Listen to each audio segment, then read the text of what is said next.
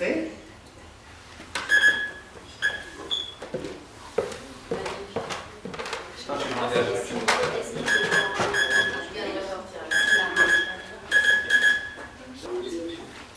Alors, ce sont les icônes mystérieuses d'Emmanuel Vasse. C'est un travail photographique réalisé à partir de journaux, de magazines. Alors, c'est Manu qui parle. Quand je rentre dans un coin de presse, chez un marchand de journaux, comme on dit, je suis à la fois fascinée et effrayée par le nombre de revues que l'on trouve sur les étals. J'aimerais toutes les acheter. Il y en a pour tous les goûts et pour tous les publics. Elles traitent de l'information la plus sérieuse et documentée au témoignage le plus futile. En fait, moi, j'aurais bien voulu être musicien. Je voulais être musicien. Même quand j'ai fait le radio, on me disait, le morse, c'est comme la musique. Ce qu'il faut, c'est savoir chanter les lettres. Lila, lili, lila, lila, lila. Bon, je me suis dit, tu sais chanter les lettres, tu es peut-être musicien. Malheureusement, mes divers essais en matière de musique, qu'il s'agisse de carina ou de flûte, se sont avérés être des échecs, dans la mesure où je ne suis même pas arrivé à jouer au clair de la lune. Puis un jour, sur le marché, j'ai vu un monsieur un petit peu donc, oriental, qui m'a dit, vous pourriez jouer de la danmoy. La danmoy, c'est un instrument de musique, il suffit que vous sachiez parler pour pouvoir jouer. Alors, curieux que j'ai acheté une danmoy. Je me suis dit, si en radiotélégraphie, il suffit de savoir chanter les lettres, peut-être qu'avec une danmoy, je vais savoir jouer de la musique. Alors il m'a dit, vous faites les voyelles et vous obtenez des sons. Mais ça marche! Mais ça marche! Mais quelle joie! Serais-je musicien?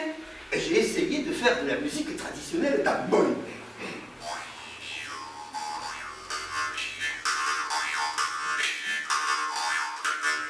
Mais on n'est pas là pour ça, Brigitte.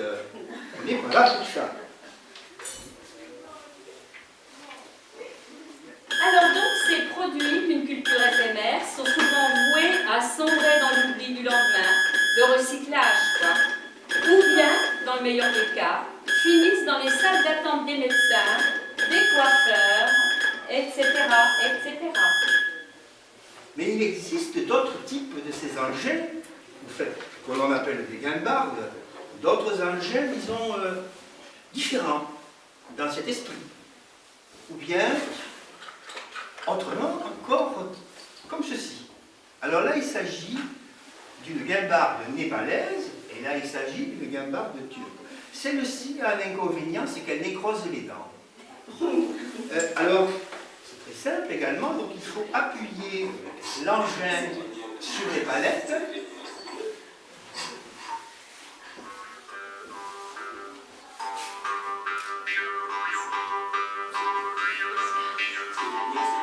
On n'est pas là pour ça, Brigitte, on n'est pas là pour ça.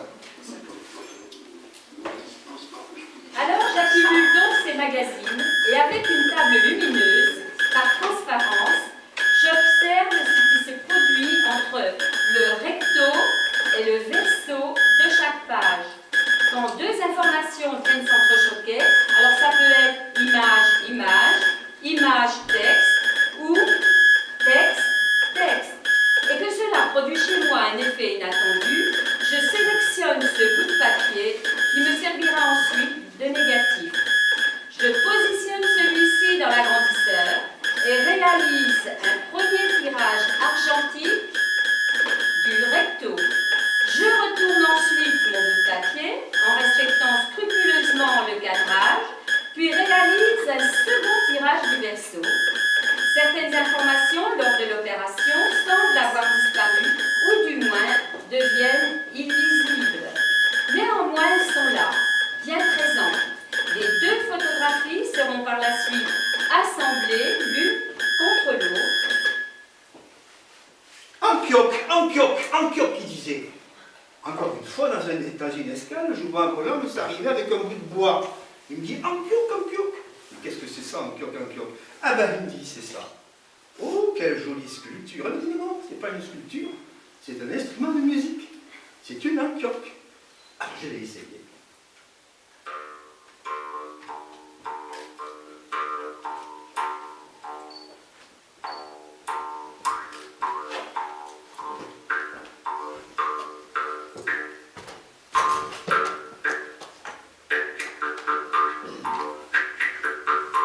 Vous avez reconnu?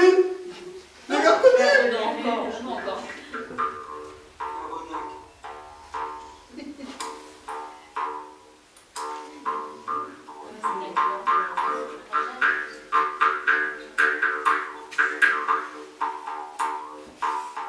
Et tu me laisses faire, toi. On n'est pas là pour ça. Alors, au-delà des connotations qui se créent entre recto et verso de ces pages, ce qui m'intéresse également, c'est l'agrandissement de la trame d'imprimerie, ainsi que l'apparition de la fibre du papier, qui se trouve ici révélée. Le résultat obtenu est plus graphique que photographique, et le titre que je leur donne est lié à l'émotion ressentie. Et voilà le travail de Manu.